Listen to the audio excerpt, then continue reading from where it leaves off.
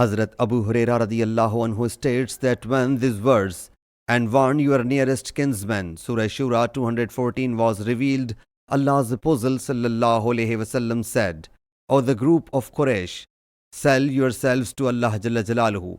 I on my own cannot avert anything from you destined by Allah Jalla Jalaluhu.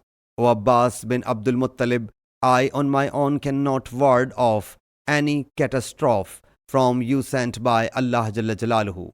O Safiya, the paternal aunt of Allah's Apostle sallallahu alaihi wasallam, I on my own cannot preclude any calamity from you administered by Allah Jalla Jalaluhu.